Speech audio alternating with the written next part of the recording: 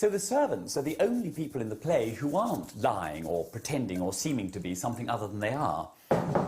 Even Marlowe's servants' drunken battle cry, "Please, Your Honour, liberty in Fleet Street forever!"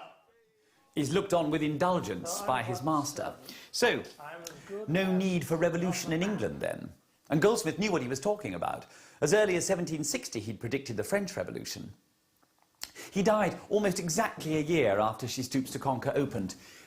He'd been closely questioning his friends at the club about suicide and had written at length about the death of Socrates. Feverish, he'd been furious that his doctor hadn't given him the fever powders he wanted, but being a doctor himself, he got hold of some and took them anyway. And in a final irony, to prove his point, he took too many and died. "Is your mind at ease?" he was asked at the end. "No, it is not," he replied. He was angry that he'd never been taken seriously enough. He'd not been awarded a pension. He was very generous with his money, but he'd never made enough. He was a mass of unresolved contradictions, really. He both pursued and despised wealth with equal vigour. He was nostalgic about the countryside that he couldn't wait to escape from.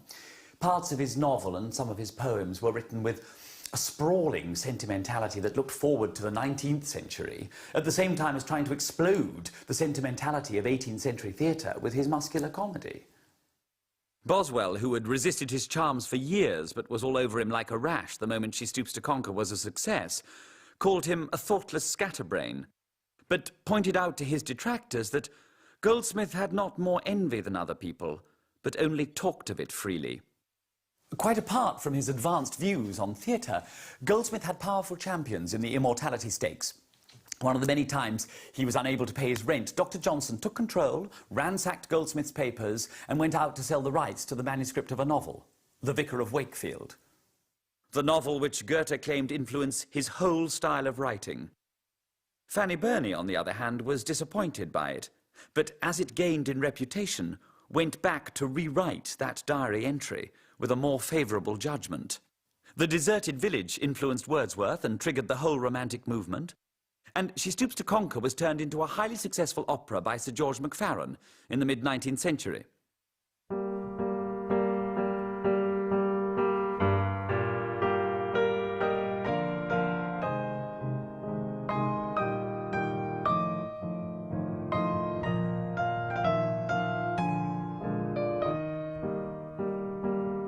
O Constance dear, though all things roam, though light forsake the sea, though stars desert the sky,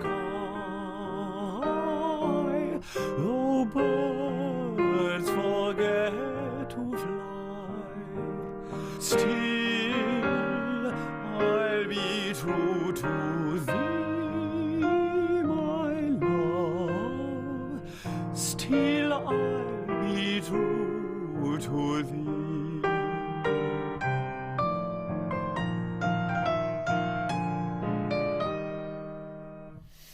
Well, ironically, he turned it into a sentimental piece, which significantly has disappeared into obscurity. The play survives because it's fun. And where it touches base with humanity, it's honest. They're all pretending to be what they're not, but that's what actors do, after all. And Goldsmith, unfashionably, recommended truthful acting. He asked Northcote what he thought of She Stoops to Conquer, and Northcote said he wouldn't presume to judge. "But did it make you laugh?" Northcote said, "Yes, it did." "Then that's all I require."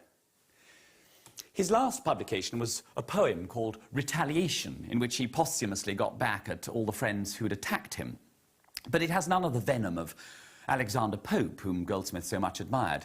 It's gentle in tone and has a menu in which all his friends are described as dishes brought to a feast. "If our landlord supplies us with beef and with fish, let each guest bring himself, and he brings the best dish. Our Garrick's a salad, for in him we see oil, vinegar, sugar, and saltness agree.